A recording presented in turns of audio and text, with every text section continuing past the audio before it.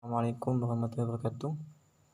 Perkenalkan, nama saya Azka Firdausi, NIM E2019-2005. Saya berasal dari Prodi Ekonomi Syariah 1. Di sini saya akan menjawab soal-soal atau tugas dari Ibu Nikmatul Masrurah MEI. Akidah sebagai fondasi dalam ekonomi syariah. Dalam ekonomi syariah terdapat 3 lapis fondasi, yaitu akidah, syariah, dan uhwah. Akidah sebagai fondasi utama karena merupakan suatu ideologi yang menjadi asas diterimanya sebuah amalan. Maka dari itu, akidah dalam ekonomi Islam artinya melaksanakan kegiatan ekonomi dengan berdasarkan syariah dan diniatkan semata-mata hanya untuk beribadah kepada Allah. Yang kedua, mengapa maslahah menjadi tujuan antara dalam pencapaian falah? Falah artinya kesuksesan, kemuliaan, dan kemenangan dalam hidup. Jadi, tujuan falah dalam pencapaian falah yang dimaksud di sini adalah tujuan akhirat atau kehidupan abadi. Jadi, kegiatan yang dilakukan di dunia ditujukan agar menuju ke surganya Allah. Yang ketiga, apa definisi falah? Definisi falah yaitu seruan kepada kaum muslimin untuk meraih kemenangan. Menurut Ustadz Subajazid, falah secara bahasa diambil dari aflaha yuflihu yang berarti kemenangan, kesuksesan, dan kemuliaan. Soal yang keempat, apa saja kajian dari ekonomi makro Islam? Kajian dari makro Islam itu ada 3. Yang pertama, produksi, distribusi, konsumsi. Produksi di sini yaitu pembuatan agar yang dihasilkan dapat menuju maslahah. Sedangkan distribusi menyalurkan untuk mencapai maslahah. Konsumsi menghabiskan nilai guna untuk mewujudkan maslahah. Soal yang kelima yaitu jelaskan permasalahan dalam pencapaian maslahah. Permasalahan dalam pencapaian maslahah yaitu permasalahan sosial dan ekonomi, seperti ketidakmerataan distribusi sumber daya sehingga menimbulkan kelangkaan. Maka dari itu harus membedakan antara kebutuhan dan keinginan. Soal yang keenam yaitu apa definisi konsumsi? Definisi konsumsi adalah salah satu perilaku konsumen di mana manusia menggunakan hasil produksi untuk memenuhi kebutuhan baik barang atau jasa. Soal yang ketujuh yaitu bagaimana perbedaan kebutuhan dan keinginan. Perbedaan kebutuhan dan keinginan adalah jika kebutuhan merujuk pada kemaslahatan yang akan dicapai dan jika keinginan akan merujuk pada kepuasan. Jadi kebutuhan itu fitrah manusia, sedangkan keinginan sumbernya dari nafsu. Soal nomor 8, bagaimana perbedaan kepuasan dan maslahah? Perbedaan kepuasan dan maslahah yaitu kepuasan pangkalnya keinginan, sedangkan kemaslahatan pangkalnya adalah kebutuhan. Jadi sudah berbeda rasionalitasnya.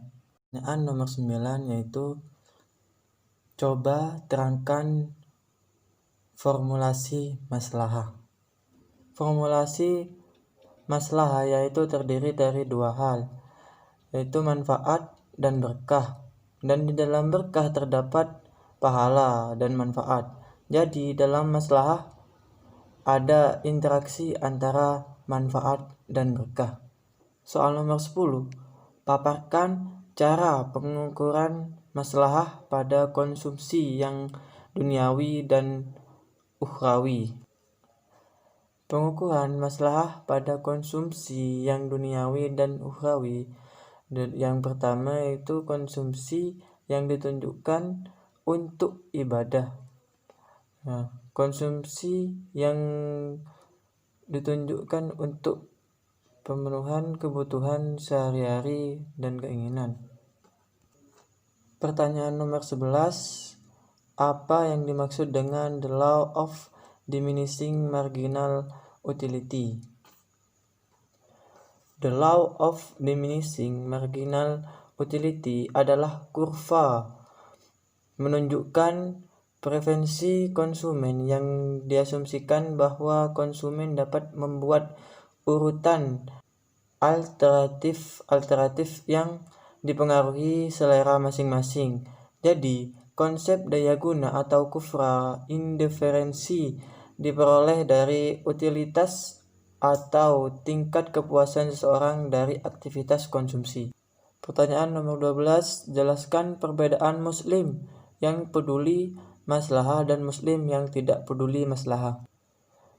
Muslim yang peduli maslahah selalu bersyukur dan mengutamakan kebutuhan, dan yang tidak peduli maslahah selalu mengedepankan keinginannya yang berdasarkan nafsu. Soal nomor 13, jelaskan perbedaan cardinal approach dan ordinal approach. Metode marginal maslahah atau kardinal, di mana dianggap bisa dianggarkan banyaknya barang atau jasa yang halal maka akan tinggi keberkahannya. Sedangkan metode kurva iso maslahah atau ordinal yaitu penghitungan suatu kegiatan untuk mengetahui pahala dengan kurva atau garis. 14. Apa definisi dari marginal maslahah? Marginal maslahah adalah cara pengukuran tingkat maslahah baik bagi konsumen atau produsen di mana diukur dengan angka. Soal nomor 15, jelaskan maksud dari kebutuhan daruriyat, hajiyat, dan tahsiniyat. Kebutuhan daruriyat atau kebutuhan primer yaitu kebutuhan utama dan paling penting. Kebutuhan yang harus dipenuhi agar dapat bertahan hidup. Contohnya seperti makan. Sedangkan kebutuhan hajiyat atau kebutuhan sekunder, contohnya hiburan, pelajaran, alat-alat kendaraan. Sedangkan kebutuhan tahsiniyat atau kebutuhan tersier, contohnya mobil mewah atau penghiasan. Soal nomor 16, mengapa jika tidak ada keberkahan konsumsi semakin lama menjadi jenuh? Jika tidak ada keberkahan konsumsi semakin lama akan semakin jenuh karena tingkat kemanfaatannya dan keberkahannya sudah berkurang. Soal nomor 17, jelaskan perbedaan barang komplementer dan barang komplementer adalah perlengkapan. Contoh, kopi dengan gula, remote dengan baterai. Sedangkan barang substitusi adalah barang pengganti. Contoh, beras atau nasi diganti gandum.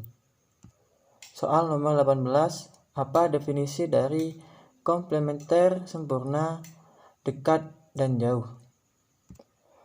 Komplementer sempurna, dekat, dan jauh. Komplementer sempurna artinya harus digunakan dengan barang komplementernya dan rasio penggunaannya harus 1:1.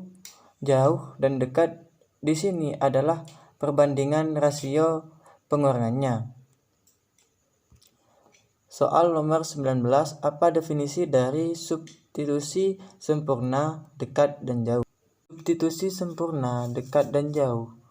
Substitusi sempurna atau pengganti yang perfect adalah kondisi di mana dua barang dipandang identik baik dari segi fitur, kualitas, maupun dari elemen produksi lainnya. Oleh sebab itu, definisi, dimensi atau perbedaan harga sangat menentukan permintaan konsumen terhadap barang tersebut. Soal terakhir, berikan contoh masing-masing dua komplementer sempurna, dekat, jauh, dan substitusi sempurna, dekat, dan jauh.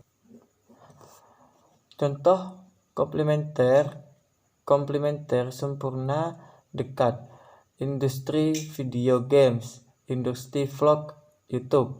Sedangkan jauh, TV, listrik, laptop dengan charger. Contoh substitusi sempurna, dekat, sabun Gift atau sabun Loop, Rinso dan Soklin. Sedangkan yang jauh, sepeda motor Matic Yamaha dan sepeda Matic Honda. Itu saja yang bisa saya sampaikan. Kurang lebihnya mohon maaf. Assalamualaikum warahmatullahi wabarakatuh.